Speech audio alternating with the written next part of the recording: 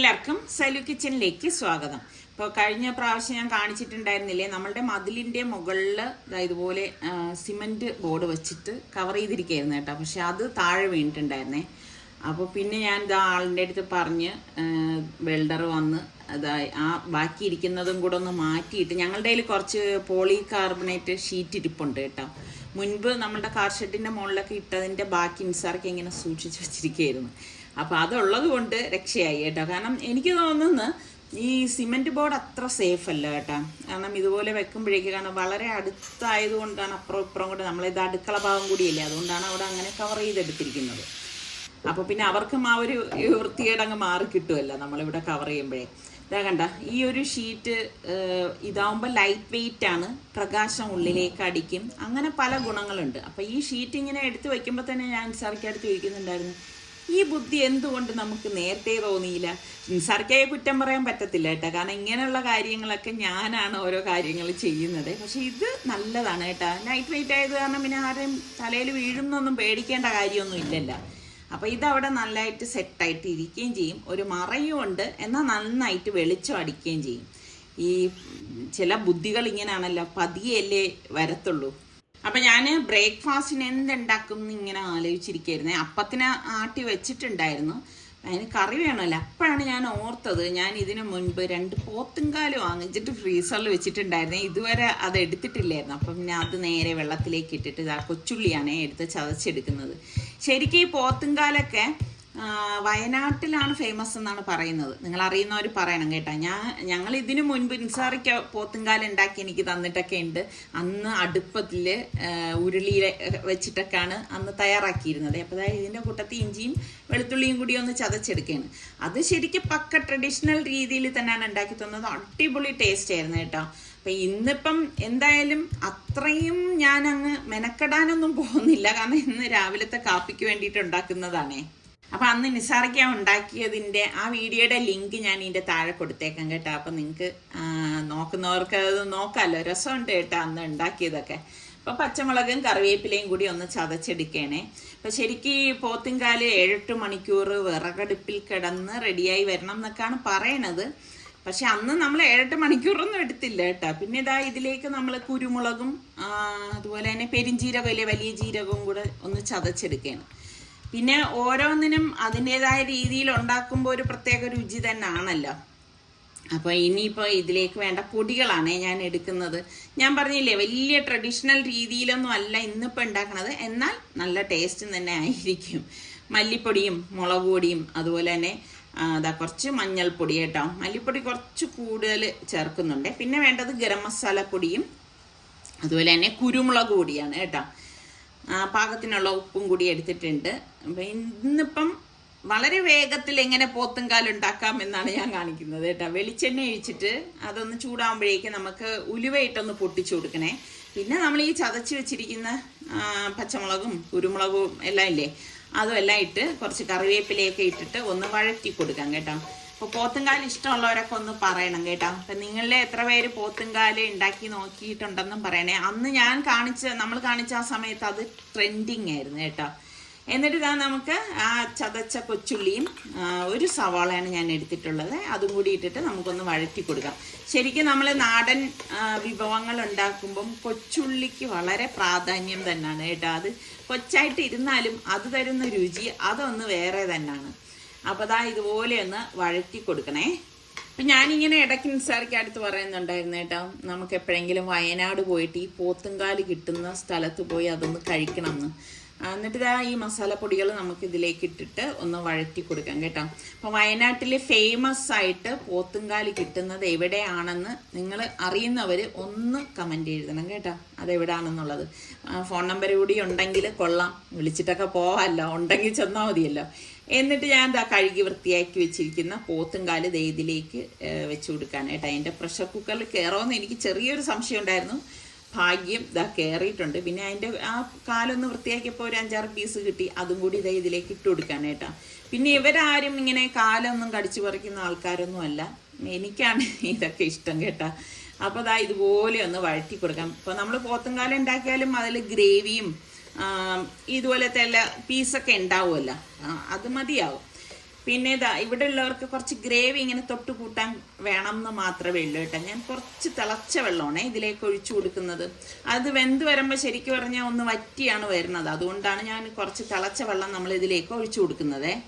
ഇനിയിപ്പോൾ അതാ ഇത് ഞാൻ ഒന്ന് മറിച്ച് അതായത് ആ മസാല എല്ലായിടത്തും പിടിക്കാൻ വേണ്ടിയിട്ട് തിരിച്ച് മറിച്ചൊക്കെ വെക്കുകയാണ് കേട്ടോ. ഇത് കുറച്ച് ടാസ്ക് തന്നെയാണ്. കാരണം ഇത്രയും വലിയ സംഭവം നമ്മൾ തിരിച്ച് ഈ കുക്കറിനുള്ളിൽ വേണ്ടേ തിരിച്ച് മറിച്ചൊക്കെ വെക്കാനായിട്ട്. ഇനി പിന്നെ വേറെ പണികളൊന്നുമില്ല. ഇതാ ഒന്ന് മിക്സ് ചെയ്ത് എടുക്കുന്നു. പിന്നെ നമുക്കിനിയിപ്പോൾ കുക്കർ മൂടി വെയിറ്റ് ഇട്ട് എടുക്കാം. ഒരുപാട് വെള്ളം ഞാൻ ഇതിലേക്ക് ചേർത്തിട്ടില്ല കേട്ടോ. അപ്പോഴേ ഗ്രേവി അങ്ങ് ഒരുപാടായി കഴിഞ്ഞാലും അത്ര ഒരു ടേസ്റ്റ് ഒന്നും ഉണ്ടാകത്തില്ല. നമുക്ക് പ്രഷർ കുക്കർ അടച്ചിട്ട് ഞാൻ വെയിറ്റ് ഇട്ടിട്ട് ഇതിപ്പം പോത്തുംകാലായതുകൊണ്ട് തന്നെ ഞാനൊരു 10-12 വിസിൽ വരെ ഒന്ന് വേവിച്ചെടുക്കും കേട്ടോ. കാരണം നന്നായിട്ട് ആ കാലൊന്ന് ഇത് ചെയ്താലല്ലേ അതിനുള്ളിലുള്ള ആ ഒരു മജ്ജയൊക്കെ എടുക്കാനായിട്ട് പറ്റത്തുള്ളൂ. പിന്നെ സ്റ്റീം പോയ ശേഷം ഞാൻ കുക്കർ തുറന്നു, കണ്ടോ കറക്റ്റ് പരുവത്തിന് വന്നിട്ടുണ്ട്. ശരിക്കും ഇതിൻ്റെ ആ ഒരു ഗ്രേവി മാത്രം മതി നമുക്ക് അപ്പം കഴിക്കാനായിട്ട് കേട്ടോ. അപ്പത്തിന് നല്ല ഒരു കോമ്പിനേഷനാണ് ഇത്. അപ്പം ഞാനിനിയിപ്പോൾ ഈ പോത്തുംകാലെടുത്ത് ബൗളിലേക്ക് മാറ്റാണേ. ഇതാണ് അത്യാവശ്യം വലിപ്പം ഉണ്ടോയെന്ന് ചോദിച്ചാൽ വലിപ്പമുണ്ട്. വലിയ വലിപ്പത്തിലുള്ള പോത്തുംകാലല്ല, ഈ ഒരളവിലാണ് ഞാൻ വാങ്ങിയത് കേട്ടോ. കാരണം ഇതുപോലെ കുക്കറിലൊക്കെ ഇട്ട് വേവിക്കണമെങ്കിൽ നമുക്ക് ഈ ഒരളവിൽ എടുത്താലേ പറ്റത്തുള്ളൂ. ഓവറായിട്ട് വലിപ്പം വന്നു കഴിഞ്ഞാൽ പിന്നെ ഞാൻ കഷ്ടപ്പെട്ടു പോകും കേട്ടോ. അപ്പോൾ ഇനിയിപ്പോൾ ഞങ്ങൾ ബ്രേക്ക്ഫാസ്റ്റ് കഴിക്കാനായിട്ട് പോവാണ്. ഈ ഇഞ്ചി വെളുത്തുള്ളി പേസ്റ്റ് ഞാൻ ഒരു തുള്ളി വെള്ളം പോലും ചേർക്കാതെ ഉണ്ടാക്കിയതാണ്. ഇതിനു മുൻപ് ഞാൻ കാണിച്ചിട്ടുണ്ടായിരുന്നു. കുറച്ച് ദിവസമായി ഞാനിത് തയ്യാറാക്കി ഫ്രീസറിൽ വെച്ചിട്ട്. പക്ഷെ ഞാനിത് പുറത്തേക്ക് എടുത്തിട്ടില്ലായിരുന്നു. കാരണം അത്യാവശ്യം എനിക്ക് ഉപയോഗിക്കാൻ വേണ്ടിയിട്ടുള്ള ഇഞ്ചി വെളുത്തുള്ളി പേസ്റ്റ് ഞാൻ കണ്ടെയ്നറിലാക്കി വെച്ചിട്ടുണ്ടായിരുന്നു. അപ്പം ഇന്നിപ്പം ഇത് എടുത്തിട്ട് ഒന്ന് കട്ട് ചെയ്ത് വെക്കാമെന്ന് കരുതി. അപ്പോൾ നമ്മളുടെ സിപ്ലോ കവറിൽ ഞാൻ മടക്കി വെച്ചിരുന്നത് കൊണ്ടാണ് കറക്റ്റായിട്ട് ഇടയ്ക്കുന്നത് കട്ടായി വന്നത് കേട്ടോ. ശരിക്കും നമ്മൾ ഇങ്ങനെയൊക്കെ റെഡിയാക്കി ഫ്രീസറിൽ സൂക്ഷിച്ച് വെക്കുമ്പം ഭയങ്കര ഒരു ആശ്വാസം തോന്നും കേട്ടോ. കാരണം എപ്പോഴും നമ്മൾ ഇതുപോലെയുള്ളൊക്കെ കുക്കിംഗ് ഒക്കെ ചെയ്യുമ്പം അത്യാവശ്യം വേണ്ടതല്ലേ ഇഞ്ചി വെളുത്തുള്ളി പേസ്റ്റ് എന്ന് പറയുന്നത്. അപ്പോൾ അത് റെഡിയാണെങ്കിൽ പിന്നെ വേറെ ടെൻഷനും കാര്യങ്ങളും ഒന്നും വേണ്ട. സവാളയും കൂടി അരിഞ്ഞ് കിട്ടിക്കഴിഞ്ഞാൽ നമുക്ക് പെട്ടെന്ന് കറിയാക്കാം. അപ്പോൾ അതും ഒന്ന് കട്ട് ചെയ്തെടുക്കുകയാണ് കേട്ടോ. ശരിക്കും ഇന്നിപ്പം ഞാൻ ഈ പറഞ്ഞ മാതിരി ഇടയ്ക്കൊരു കുറച്ച് സമയം എനിക്ക് കിട്ടിയപ്പോഴാണ് ഞാൻ ഓർത്തത് ഇഞ്ചി വെളുത്തുള്ളി പേസ്റ്റ് ഇതുപോലെ കട്ട് ചെയ്ത് എടുത്തില്ലല്ലോ എന്നുള്ളത്. മുമ്പൊക്കെ ആണെങ്കിൽ ഞാൻ ഐസ് ട്രേയിലൊക്കെ വെച്ചിട്ടാണ് എടുത്തിരുന്നത്. പിന്നെ എനിക്ക് മനസ്സിലായി അത് ശരിക്കും മെനക്കേടാണ്. പിന്നെ കുറേ ഐസ് ട്രേ വേണം. ഇപ്പം പിന്നെ ഞാൻ അങ്ങനെയല്ല, ഇതുപോലെ സിപ്ലോ കവറിലോ അല്ലെങ്കിൽ സ്റ്റീൽ പ്ലേറ്റിലോ ഒക്കെ ആക്കിയിട്ടാണ് സെറ്റ് ചെയ്യാനായിട്ട് വെക്കണത്. അത് കഴിഞ്ഞത് ഇതുപോലെ കട്ട് ചെയ്യും. കട്ട് ചെയ്ത ശേഷം നമുക്ക് ആവശ്യത്തിന് അനുസരിച്ച് ഇതുപോലെ അങ്ങ് ഇട്ട് കൊടുത്താൽ മതിയല്ലോ. കണ്ടു കഴിഞ്ഞാൽ ഇഞ്ചി മുട്ടായി പോലെ ഉണ്ട് അല്ലേ. എന്നിട്ട് വീണ്ടും ഇതുപോലെ തന്നെ സിപ്ലോ കവറിലാക്കിയിട്ട് അടച്ചങ്ങ് ഫ്രീസറിൽ വെക്കുകയാണ് ചെയ്യണത്. പിന്നെ ഉപയോഗിക്കാൻ വേണ്ടിയിട്ട് ഉള്ളത് ഞാൻ ചെറിയൊരു സിപ്ലോ കവറിലോ അല്ലെങ്കിൽ ചെറിയൊരു കണ്ടെയ്നറിലോ അടച്ച് അത് മാറ്റി വെക്കും കേട്ടോ. കാരണം എല്ലാം കൂടി നമ്മൾ ഇങ്ങനെ മൊത്തത്തിൽ എടുത്തു കഴിഞ്ഞാൽ ഇത് പെട്ടെന്ന് ചീത്തായി പോകും. നമ്മൾ കൈയിട്ട് എടുക്കുന്നതല്ലേ. അതുകൊണ്ട് ആവശ്യത്തിനുള്ളത് എപ്പോഴെപ്പോഴും എടുക്കാനുള്ളത് വേറൊന്നിലേക്ക് മാറ്റി വെക്കുകയാണ് ചെയ്യണത്. ഇതൊക്കെ എനിക്ക് കുറേ നാളത്തേക്ക് ഇരിക്കും കേട്ടോ. അപ്പം ഇത് റെഡിയാക്കി വച്ച് കഴിഞ്ഞാൽ പിന്നെ പകുതി ജോലി കഴിഞ്ഞു എന്ന് തന്നെ പറയാം. അപ്പം ഇതുപോലെയുള്ള അടുക്കളയിൽ നമുക്ക് എളുപ്പത്തിൽ ചെയ്യാൻ പറ്റുന്ന കുറേ കാര്യങ്ങളുണ്ട്. പിന്നെ റീസെൻ്റായിട്ട് പറയുന്നുണ്ട് നമ്മുടെ സവോളയൊന്നും ഇങ്ങനെ അരിഞ്ഞ് വയ്ക്കരുത്, അതിൽ വിഷാംശം വരും എന്നൊക്കെയാണ് പറയണത്. അതുകൊണ്ട് ഞാൻ സവോളയൊന്നും ഇപ്പം അരിഞ്ഞ് ഫ്രിഡ്ജിലൊന്നും വയ്ക്കാറില്ല. അല്ലെങ്കിൽ ഞാനങ്ങനെ സവോളയൊന്നും അരിഞ്ഞ് സൂക്ഷിക്കാറില്ല കേട്ടോ. പിന്നെ എന്തെങ്കിലും കറി ഉണ്ടാക്കുമ്പോൾ മിച്ചം വന്നാൽ ഒരു സവാളയൊക്കെ എടുത്ത് വെക്കുമായിരുന്നു. ഇപ്പം പിന്നെ അങ്ങനെ വയ്ക്കാതിരിക്കാനായിട്ട് നോക്കും. പിന്നെ ഇത് കഴിഞ്ഞ് കുറേ പണികളൊക്കെ ഉണ്ടായിരുന്നു കേട്ടോ. പിന്നെ അതൊക്കെ കഴിഞ്ഞിട്ട് നമ്മളുടെ ചോറിന് വേണ്ടിയിട്ട് അരിയൊന്ന് കഴുകിയെടുക്കുകയാണേ. ഇവിടെ പിന്നെ നിസാറിക്ക വളരെ കുറച്ച് മാത്രമേ ചോറ് കഴിക്കത്തുള്ളൂ. പിന്നെ നമ്മൾ രണ്ടുപേരല്ലേ ഉള്ളൂ. അപ്പോൾ അതുകൊണ്ടാണ് വളരെ കുറച്ച് അരി മാത്രമേ ഇടത്തുള്ളൂ. നമുക്ക് ഈ ചൂടൊക്കെ ആയിക്കഴിഞ്ഞാൽ എനിക്ക് തോന്നുന്നു വിശപ്പൊക്കെ കുറയും തോന്നുന്നല്ലേ. അങ്ങനെ വല്ലതും ഉണ്ടോ? നിങ്ങൾക്ക് അറിയുന്നവരുണ്ടെങ്കിൽ പറയട്ടെ. കാരണം പൊതുവേ നമ്മളിപ്പം എന്തെങ്കിലും വിശന്നിട്ട് കഴിക്കാൻ വന്നിരുന്നാലും നമ്മളെ കൊണ്ട് കഴിക്കാൻ പറ്റത്തില്ല. വളരെ കുറച്ച് കഴിക്കുമ്പോൾ തന്നെ വയറ് നിറയുന്നത് പോലെ തോന്നും. പിന്നെ ഞാൻ പറഞ്ഞില്ലേ, നമ്മളിപ്പോൾ ഇഞ്ചിയും വെളുത്തുള്ളിയൊക്കെ പേസ്റ്റ് റെഡിയാക്കി വെച്ചാലും എല്ലാത്തിനും നമുക്കത് എടുക്കാനായിട്ട് പറ്റത്തില്ലല്ലോ. അപ്പം ഇതുപോലെ നമ്മൾക്ക് വേണ്ട ചില കറികളൊക്കെ അതിന് നമ്മൾ മുഴുവനായിട്ടുള്ള ഇതുപോലെ ഇഞ്ചിയും വെളുത്തുള്ളിയും കൊച്ചുള്ളിയും ഒക്കെ പൊളിച്ച് തന്നെ എടുക്കണം. അപ്പം അതിനൊക്കെ ഞാൻ ഇതുപോലെ ആ സമയത്ത് പൊളിച്ചെടുക്കത്തേ ഉള്ളൂ. അതൊന്നും ഞാൻ റെഡിയാക്കി അങ്ങനെ ഫ്രിഡ്ജിലൊന്നും വെക്കത്തൊന്നുമില്ല കേട്ടോ. ഈ 3-4 വെളുത്തുള്ളി അല്ലെങ്കിൽ 3-4 ചുവന്നുള്ളിയൊക്കെ എടുക്കാൻ എത്ര നേരം വേണം? നമ്മൾ ഈ അടുക്കളയിൽ കയറുമ്പോൾ തന്നെ കയറുന്നതിന് മുൻപ് നമുക്കൊരു കാൽക്കുലേഷൻ വേണം, ഇന്ന് ഇങ്ങനെയൊക്കെയാണ് ചെയ്യുന്നതെന്ന് നമ്മളുടെ മനസ്സിനെ ഒന്ന് ചിട്ടപ്പെടുത്തിയൊക്കെ വെച്ച് കഴിഞ്ഞാൽ നമുക്ക് ആ ജോലിയും എളുപ്പമായിരിക്കും. അപ്പം നമ്മൾ ആ ഒരു കറക്റ്റായിട്ട് നമ്മൾ ചെയ്തു പോകുമ്പോൾ നമുക്ക് ഒരു ജോലി ഭയങ്കര സ്ട്രെസ്സായിട്ടൊന്നും തോന്നത്തൊന്നുമില്ല കേട്ടോ.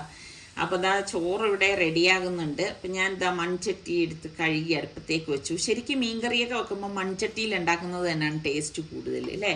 പിന്നെ വെളിച്ചെണ്ണയിൽ കടുകും പിന്നെ നമ്മുടെ വെളുത്തുള്ളിയും ഇഞ്ചിയും ഒക്കെ ഇതിലേക്ക് ഇട്ടിട്ട് ഒന്ന് മൂപ്പിച്ച് കൊടുക്കാം കേട്ടോ.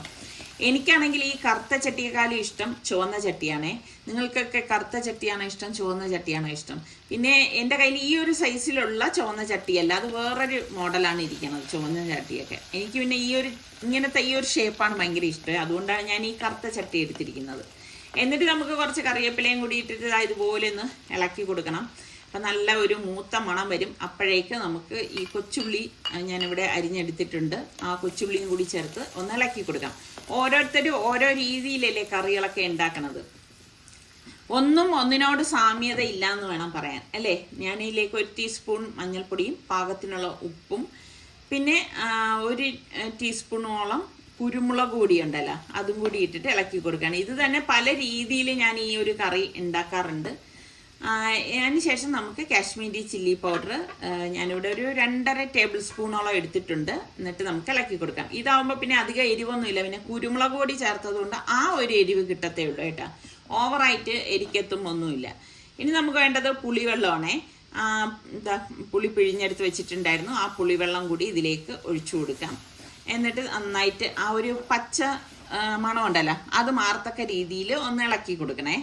ഇനി നമുക്കിതിലേക്ക് തിളച്ച വെള്ളം ഒഴിച്ചു കൊടുക്കാം കേട്ടോ. ഞാനിങ്ങനെ ഒരുപാട് വെള്ളം അങ്ങനെ ഒഴിക്കത്തില്ല, കറക്റ്റ് പാകത്തിന് മാത്രമേ വെള്ളം ഒഴിക്കത്തുള്ളൂ. ഇതുപോലെ ഒഴിച്ചിട്ട് സൈഡൊക്കെ ഒന്ന് ഒതുക്കി കൊടുക്കാം. ഇനി നമുക്ക് ഇതൊന്ന് തിളയ്ക്കാനായിട്ട് മൂടി വെച്ച് കൊടുക്കാമേ. അപ്പോൾ സ്റ്റീം പോയ ശേഷം ഞാൻ കുക്കർ ഒന്ന് ഓപ്പൺ ചെയ്യാണ്. ഞാനിവിടെ 1 വിസിൽ വരെയാണ് ഇതൊന്ന് വേവിച്ചെടുത്തത് കേട്ടോ. ഇനി നമുക്ക് ഈ ചോറൊന്ന് ഊറ്റിയെടുക്കാം. അപ്പോൾ നമുക്ക് 3 പേർക്കും വേണ്ടിയിട്ട്, 3 അല്ല, നമ്മുടെ സനക്കുട്ടിയും കൂടിയുണ്ട്. സനക്കുട്ടി വളരെ കുറച്ച് മാത്രമേ കഴിക്കത്തുള്ളൂ കേട്ടോ. ചോറ് ഇത്രയും മതിയാകും. ഇനി അതാ ഇവിടെ നമ്മളുടെ അരപ്പ് തിളച്ച് വന്നിട്ടുണ്ട്. ഇതിലേക്ക് നമ്മളുടെ വൃത്തിയാക്കിയ മത്തി ഇതായിട്ട് കൊടുക്കാൻ കേട്ടോ. ശരിക്കും മത്തിക്കറി വെക്കുമ്പോൾ നിങ്ങൾക്ക് മുളക് കറിയാണോ തേങ്ങ അരച്ചുള്ള കറിയാണോ ഇഷ്ടം? എനിക്ക് മത്തിക്കറിയൊക്കെ മുളകിട്ട് വെക്കുന്നതാണ് ഇഷ്ടം. ശരിക്കും മത്തിക്കറിയും നല്ല മരിച്ചീനിയൊക്കെ ഉണ്ടെങ്കിൽ, കപ്പ എന്ന് പറയത്തില്ലേ, അതൊക്കെ കൂട്ടിക്കുഴച്ച് കഴിക്കുമ്പോൾ ഭയങ്കര രുചിയല്ലേ. ഇന്നിപ്പോൾ കപ്പയൊന്നുമില്ല, ഇവിടെ കുറച്ചിതാ ഈ മാങ്ങ ഇരിപ്പുണ്ടായിരുന്നു കേട്ടോ. ഇത് പുളിശ്ശേരി മാങ്ങ എന്ന് പറഞ്ഞിട്ട് വാങ്ങിയതാണേ. പക്ഷേ എനിക്കിത് എടുത്തപ്പം ഒരു മണമുണ്ട്. നമ്മൾ ഈ ഉരിച്ചെടുക്കുമ്പോൾ നമുക്കൊരു സുഖം തോന്നത്തില്ലല്ലോ, അതുപോലത്തെ ഒരു മാങ്ങ കേട്ടോ. അപ്പം ഞാൻ ഇതുപോലെ അതിൻ്റെ തോലൊക്കെ ഒന്ന് ഉരിച്ചെടുക്കണേ. മാങ്ങ നന്നായാൽ മാത്രമേ നമ്മളുടെ ആ പുളിശ്ശേരിയുടെയും സ്വാദ് നന്നാവത്തുള്ളൂ കേട്ടോ.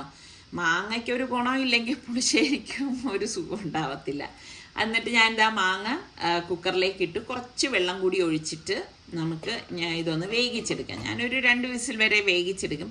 ഇതെല്ലാം ഞാൻ പെട്ടെന്ന് തയ്യാറാക്കുന്നതാണ് കേട്ടോ. അതുകൊണ്ടാണ് പ്രഷർ കുക്കറിനെ ആശ്രയിച്ചത്. അതവിടെ വേകാൻ വെച്ച നേരത്ത് ഞാൻ നമ്മുടെ മീൻകറി നോക്കാണ്. മീൻകറി കറക്റ്റ് ഇങ്ങനെ റെഡിയായി വരുന്നുണ്ട്. ഞാൻ ഉപ്പും പുളിയൊക്കെ ഉണ്ടോയെന്ന് നോക്കി, എല്ലാം പാകത്തിനുണ്ടായിരുന്നു. അതൊന്ന് ആവട്ടെ. അപ്പോഴേക്ക് ഇവിടെ വിസിൽ കേട്ട് തുടങ്ങി. ശരിക്കും പറഞ്ഞാൽ മീൻകറി ഇപ്പം പരുവത്തിനായിട്ടുണ്ട് കേട്ടോ. അപ്പം ഇനി ഞാനിത് വറ്റിച്ചെടുക്കുന്നില്ല. ഇനിയിപ്പോൾ ഗ്യാസ് ഓഫ് ചെയ്ത് മാറ്റുകയാണ് ചെയ്യണത്. ചാളയല്ലേ പെട്ടെന്ന്, നമ്മുടെ ഇവിടെ ചാള എന്ന് പറയും കേട്ടോ. മത്തിയല്ലേ പെട്ടെന്ന് വെന്ത് കിട്ടും. അപ്പം എനിക്ക് തോന്നുന്നു നമ്മുടെ ഇവിടെ തെക്കോട്ടാണെന്ന് തോന്നുന്നു ചാള എന്ന് പറയുന്നത്. ബാക്കി അങ്ങോട്ടൊക്കെ ഉള്ള ഒരു മത്തി, ഇനി വേറെ എന്തെങ്കിലും പേരുണ്ടോ എന്നുള്ള കാര്യമൊന്നും എനിക്കറിയത്തില്ല കേട്ടോ. എന്തായാലും അതവിടെ മാറ്റി വെച്ചു. ഇപ്പോൾ സ്റ്റീം പോയ ശേഷം ഞാൻ ഇനിയിപ്പോൾ കുക്കറൊന്ന് ഓപ്പൺ ചെയ്യാൻ കേട്ടോ. ഈ മാങ്ങയ്ക്കാണെങ്കിൽ അത്ര ഒരു കളറില്ല, അതുകൊണ്ട് എനിക്കൊരു വിഷമമായി പോയി കേട്ടോ. നമ്മൾ ഈ ഉണ്ടാക്കുന്ന സംഭവങ്ങൾ നല്ലതാണെങ്കിൽ മാത്രമല്ലേ നമുക്ക് ഉണ്ടാക്കുമ്പോൾ ഒരു ഇൻട്രസ്റ്റ് ഒക്കെ ഉണ്ടാകത്തുള്ളൂ. പിന്നെ ഇതിലേക്ക് നമുക്ക് കുറച്ച് നെയ്യ് ഒഴിച്ചു കൊടുക്കാം. അപ്പം ഇതേ റെസിപ്പി തന്നെ ഞാൻ ഇതിനു മുൻപ് കാണിച്ചിട്ടുണ്ടായിരുന്നു. നല്ല അടിപൊളി മാമ്പഴ പുളിശ്ശേരി കേട്ടോ. പിന്നെ ഇതിലേക്ക് ഞാനിപ്പം എളുപ്പത്തിന് വേണ്ടിയിട്ട് ശർക്കരപ്പൊടി ഉണ്ടല്ലോ, നല്ല ക്വാളിറ്റിയുള്ള ശർക്കരപ്പൊടിയാണെങ്കിൽ മാത്രമേ ഇങ്ങനെ ഇടാവൂ കേട്ടോ. അപ്പോൾ ഇത് നല്ലൊരു ക്വാളിറ്റിയിലാണ്, അതിൽ മണ്ണും അഴുക്കും ഒന്നുമില്ല. അപ്പോൾ അതുകൊണ്ട് രണ്ട് ടേബിൾ സ്പൂൺ ശർക്കരപ്പൊടി ഇതിലേക്ക് ചേർത്തിട്ടുണ്ട്. അല്ലെങ്കിൽ നമ്മൾ നല്ല കുറുകിയ ശർക്കരപ്പാനി ഉണ്ടല്ലോ, അതാണ് ഇതിലേക്ക് ഒഴിച്ചു കൊടുക്കുന്നത്. എന്നിട്ട് ഇതുപോലെ ഒന്ന് ഇളക്കി കൊടുക്കാം. അപ്പം നമ്മൾ ഇതിലേക്ക് നെയ്യും ചേർത്തിട്ടുണ്ട്, ശർക്കരപ്പൊടിയും ചേർത്തിട്ടുണ്ട്. പിന്നെ വളരെ കുറച്ച് തേങ്ങ, ഒരു 2-3 ടേബിൾ സ്പൂണേ എടുത്തിട്ടുള്ളൂ. തേങ്ങയിലേക്ക് വലിയ 2 സ്പൂണ് തൈരും കുറച്ച് മുളക് പൊടിയും മഞ്ഞപ്പൊടിയും ഇത്രയും മാത്രമേ നമ്മൾ ചേർക്കുന്നുള്ളൂ. ഇതും കൂടി അരച്ചിട്ട് നമുക്ക് ഈ അരപ്പ് ഇതിലേക്ക് ഒഴിച്ചു കൊടുക്കാം കേട്ടോ. ഇതുപോലെ ഒന്ന് ഇളക്കി എടുക്കണേ. മാങ്ങ ഒരു സുഖമില്ലാത്തത് കൊണ്ടാണ് ഇതൊരു കാഴ്ചയ്ക്കൊരു സുഖമില്ലാത്തത് കേട്ടോ. ഞാൻ ഇതിനു മുൻപ് ഉണ്ടാക്കിയിട്ടുണ്ടായിരുന്നു എന്ന് പറഞ്ഞില്ലേ, അതൊക്കെ നല്ല മാങ്ങയായിരുന്നു കേട്ടോ. ഇപ്രാവശ്യം ഞാൻ പുളിശ്ശേരി ഉണ്ടാക്കാൻ വേണ്ടിയിട്ട് 4ാമത്തെ പ്രാവശ്യമാണ് മാങ്ങ വാങ്ങിച്ച് പറ്റിപ്പോയത് കേട്ടോ. കാരണം 4 പ്രാവശ്യവും ഈ പുളിശ്ശേരി മാങ്ങ വാങ്ങിച്ചത് അത്ര നല്ലതല്ലായിരുന്നു കേട്ടോ. ഇതാണ് 4ാമത്തത്. അപ്പോൾ പിന്നെ ഉള്ളതാകട്ടെ എന്ന് വിചാരിച്ചു. പിന്നെ ഇനിയിപ്പോൾ നമുക്ക് താളിക്കാൻ നെയ്യ് ഒഴിച്ചു. നെയ്യിലാണ് ഇത് താളിച്ചിടുന്നത്. കടുകും വറ്റൽ മുളകും കുറച്ച് കറിവേപ്പിലയും കൂടി ഇട്ട ശേഷം നമുക്കിതിലേക്ക് ഉലുവാപ്പൊടിയും കൂടി ചേർത്ത് കൊടുക്കണം. അപ്പോഴും മാത്രമേ നല്ല മണവും നല്ല രുചിയൊക്കെ ഉണ്ടാവും കേട്ടോ. അപ്പോൾ ഈ താളിച്ചത് നമുക്ക് ഇതിലേക്ക് ഒഴിച്ചു കൊടുക്കാം. ഇനി നമുക്കിതൊന്ന് മിക്സ് ചെയ്തെടുക്കാം കേട്ടോ. ശരിക്ക് നല്ല മാങ്ങയൊക്കെ ആണെങ്കിൽ നല്ല അടിപൊളി ടേസ്റ്റ് ആയിട്ടുള്ള പുളിശ്ശേരി നമുക്ക് ഈ ഒരു രീതിയിൽ തയ്യാറാക്കി എടുക്കാൻ പറ്റും. അപ്പം നമ്മളുടെ മാമ്പഴ പുളിശ്ശേരിയും റെഡി ആയിട്ടുണ്ട്. ശരിക്ക് ചോറിൻ്റെ കൂട്ടത്തിൽ ഈ മാമ്പഴ പുളിശ്ശേരി ഇങ്ങനെ ഞരടി കഴിക്കുമ്പോൾ എന്തൊരു ടേസ്റ്റാണെന്നറിയാവോ. അപ്പോൾ ഇന്നത്തെ ലഞ്ച് എന്ന് പറയുന്നത് ഇതാണ് കേട്ടോ. നമ്മളുടെ ചോറും നല്ല ചൂട് ചോറിൻ്റെ കൂട്ടത്തിലാണ് നമുക്കിത് ഈ ഒരു മുളകിട്ട മത്തിക്കറി ഉണ്ടല്ലോ. ഞാൻ പറഞ്ഞില്ലേ, മരിച്ചീനിയൊക്കെ ഉണ്ടെങ്കിൽ നല്ല ടേസ്റ്റ് ആയിരിക്കും ഇതൊക്കെ കൂട്ടി കഴിക്കാനായിട്ട്. അതുപോലെ എനിക്ക് ഇപ്പോൾ ഈ അടുത്ത് തോന്നിയിട്ടുള്ളതാണ് നല്ല പഴങ്കഞ്ഞിയൊക്കെ കുടിക്കണം എന്നുള്ളത്. അപ്പം ഞാൻ വിചാരിച്ചു എനിക്ക് പഴങ്കഞ്ഞി കുടിക്കണം എന്ന് തോന്നിയാലും നമ്മളുടെ വ്യൂവേഴ്സിന് വേണ്ടിയിട്ട് അതൊരു റെസിപ്പിയാക്കിയൂടെ ഇട്ടാലോ എന്ന് വിചാരിച്ചിട്ട് ഞാനിങ്ങനെ വെയിറ്റ് ചെയ്ത് നിൽക്കുകയാണ് കേട്ടോ. അപ്പോൾ എന്തായാലും ഞാൻ ഉടൻ തന്നെ പഴങ്കഞ്ഞിയുടെ റെസിപ്പി പോസ്റ്റ് ചെയ്യും. വേണം എന്നുള്ളവരൊന്ന് കമൻറ്റ് എഴുതണം കേട്ടോ, വേണോ വേണ്ടേ എന്നുള്ളത്. അപ്പം നമ്മുടെ മാമ്പഴ പുളിശ്ശേരിയും മാങ്ങാച്ചാറ് ഞാൻ ഇവിടെ തന്നെ ഇട്ടതാണേ, അതും കൂട്ടിയാണ് ഇന്നത്തെ ലഞ്ച്. പിന്നെ അത് കഴിഞ്ഞ് കുറേ ഇതൊക്കെ കഴിഞ്ഞുള്ള പാത്രം കഴുകലും അങ്ങനെയൊക്കെയുള്ള കുറച്ച് പണികളൊക്കെ ഉണ്ടാവുമല്ലോ. അതൊക്കെ കഴിഞ്ഞ് ചായയൊക്കെ കുടിച്ച് കഴിഞ്ഞ ശേഷം വൈകിട്ടാണ് ഞാൻ നോക്കിയപ്പോൾ പാവം ചെടികളൊക്കെ വാടി തളർന്ന് നിൽക്കുകയാണ്. ഇപ്പോഴത്തെ ചൂട് എൻ്റെ റബ്ബേ ഭയങ്കര ചൂടല്ലേ. ചൂട് പോലെ തന്നെയാണ് ഇപ്പം നമ്മുടെ നാട്ടിൽ കേൾക്കുന്നത് പാമ്പിൻ്റെ ശല്യം അല്ലേ. ശരിക്കും പറഞ്ഞാൽ ഇത് നമ്മൾ സിറ്റിയിലാണെന്നൊക്കെ പറഞ്ഞാലും പാമ്പിനെയൊക്കെ നമ്മൾ പോകുന്ന വഴിയിലും ഒക്കെ കാണാറുണ്ട്. അപ്പം ഈ ചെടികളൊക്കെ വെച്ചിരിക്കുന്നത് കൊണ്ടും എനിക്ക് പേടിയാണേ. സനമോളാണെങ്കിൽ ഇങ്ങനെ ഈ ഇടയിലൊക്കെ വന്ന് നിൽക്കും. അതുപോലെ തന്നെ ഇവരുടെ അടുത്തൊക്കെ ഞാൻ എത്ര പറഞ്ഞാലും ഇവരാരും കേൾക്കത്തില്ല. ഷൂസൊക്കെ ഊരിയിട്ട് അങ്ങനെ ഇട്ടിട്ട് അങ്ങ് പോകും. ആമ്പിള്ളേരുടെ സ്വഭാവം അറിയത്തില്ലേ. ശരിക്കും ഈ ഷൂസൊക്കെ നമ്മൾ സൂക്ഷിച്ചൊക്കെ കൈകാര്യം ചെയ്തില്ലെങ്കിൽ അതിനുള്ളിൽ പാമ്പ് കയറി നിൽക്കും. ഇപ്പം കാണുന്നത് കംപ്ലീറ്റ് അത് തന്നെയാണ് അല്ലേ. അപ്പം നമ്മളാൽ കഴിയുന്ന രീതിയിൽ ഒരു സൂക്ഷിച്ചൊക്കെ പരമാവധി സൂക്ഷിച്ച് നിൽക്കാൻ നോക്കുക. ഇപ്പം ഇതുപോലെ ചെടിച്ചട്ടിയൊക്കെ ഇരിക്കുന്ന ഭാഗം ഇതിപ്പോൾ കുറച്ചേ ഉള്ളൂവെങ്കിലും അതിൻ്റെ ഇടയിൽ ഇരുന്നാൽ പോരെ പണി കിട്ടാനായിട്ട്. അപ്പോൾ അത് കഴിഞ്ഞപ്പോഴേക്കും ഞാൻ നോക്കിയപ്പോഴേക്കും ചൂട് കാരണം സത്യം പറഞ്ഞാൽ ഇവിടെ മുറ്റമടി ഇല്ലയെന്ന് തന്നെ പറയാൻ കേട്ടാ. പകലെങ്ങനെ മുറ്റത്തേക്ക് ഇറങ്ങണത് ഇത്രയും ചൂടത്ത്. എനിക്കാണെങ്കിൽ ഇറങ്ങി ഇച്ചിരി വെയിലടിച്ച് കഴിയുമ്പോഴേക്കും എൻ്റെ ദേഹം തളരും കേട്ടോ. അതുപോലത്തെ ചൂടല്ലേ. അപ്പം ഞാൻ ആലോചിക്കും ഓരോരുത്തർ ഈ വെളിയിലൊക്കെ പുറത്ത് ജോലിയൊക്കെ ചെയ്യുന്നവരുടെ കാര്യം എത്ര കഷ്ടമാണല്ലേ. പിന്നെ അവർക്ക് നിവൃത്തികേട് കൊണ്ട് പിന്നെ പോയല്ലേ പറ്റത്തുള്ളൂ. അങ്ങനെ എന്തായാലും ഇതുപോലെയുള്ള പണികളൊക്കെ ഇതുപോലെ വൈകുന്നേരമാണ് ഒതുക്കി മാറ്റാമെന്ന് വിചാരിക്കണത്. കണ്ടോ, ആ ചെടികളൊക്കെ ഉള്ളത് കൊണ്ട് ഇങ്ങനെ പൂവും എല്ലാം പടർന്ന് വീടിൻ്റെ ഫ്രണ്ടിലൊക്കെ ഇങ്ങനെ വൃത്തികേടായിട്ട് കിടന്നു കഴിഞ്ഞാലും അതൊരു സുഖമില്ല. അപ്പോഴുണ്ട് നമ്മുടെ സനമോൾക്ക് തൂത്ത് കഴിഞ്ഞപ്പോഴേക്ക് സ്കൂട്ടർ എടുത്ത് വെളിയിൽ വെച്ച് വിടുന്നത് കേട്ടാ. പാവം അവിടെ ഇരുന്ന് കളിക്കട്ടെ എന്ന് വിചാരിച്ചു. പിള്ളേർക്കൊക്കെ ഇതൊക്കെയല്ലേ ഒരു സന്തോഷം.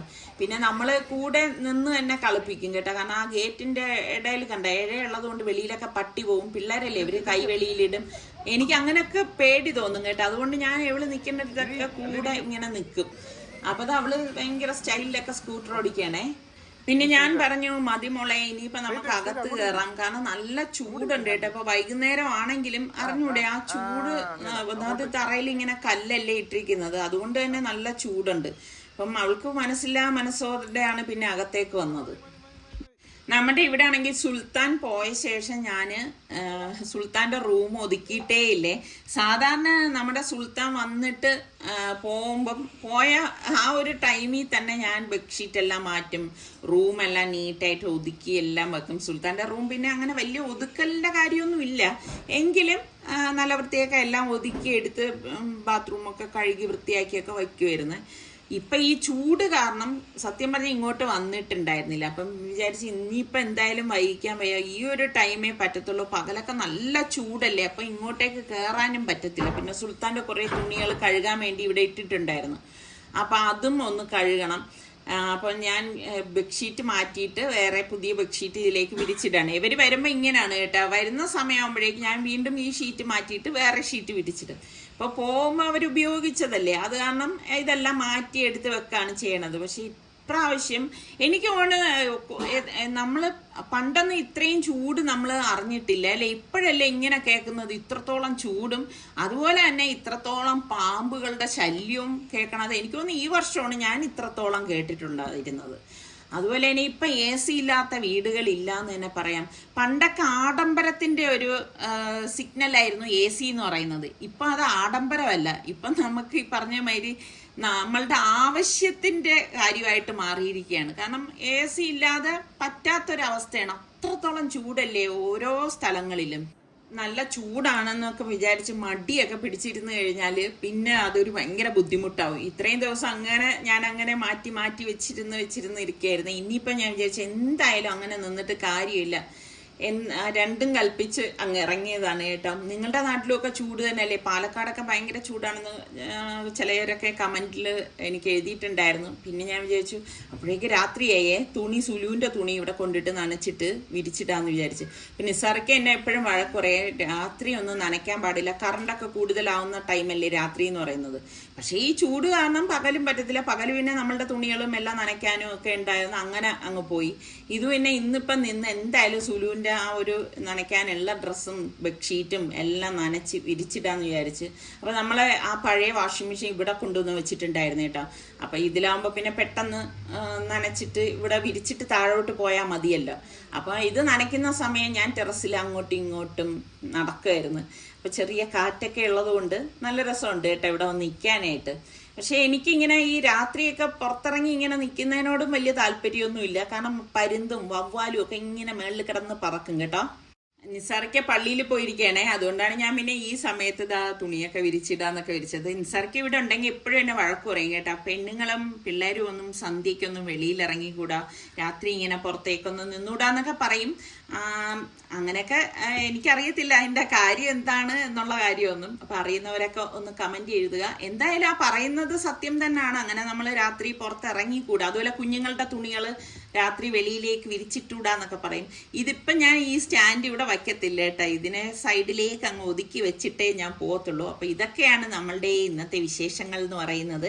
പിന്നെ നമ്മളുടെ ചാനൽ കണ്ടുകൊണ്ടിരിക്കുന്നവരിൽ സബ്സ്ക്രൈബ് ചെയ്യാതെ കാണുന്ന ആരെങ്കിലും ഒക്കെ ഉണ്ടെങ്കിൽ നിങ്ങൾക്ക് ഇഷ്ടപ്പെടുകയാണെങ്കിൽ സബ്സ്ക്രൈബ് ചെയ്യാനും ആ ബെല്ലൈക്കൺ പ്രസ് ചെയ്യാനും ഒന്നും മറന്നു വരുത് കേട്ടോ. എങ്കിൽ മാത്രമേ ഞങ്ങൾ വീഡിയോസ് ഇടുമ്പോൾ നിങ്ങൾക്ക് നോട്ടിഫിക്കേഷനൊക്കെ കിട്ടത്തുള്ളൂ. അപ്പോൾ ഇനി നമുക്ക് അടുത്ത് നല്ല റെസിപ്പിയോ അടിപൊളി വ്ളോഗോ ആയിട്ടൊക്കെ കാണാം. അതുവരയ്ക്കും എല്ലാവർക്കും ബൈ.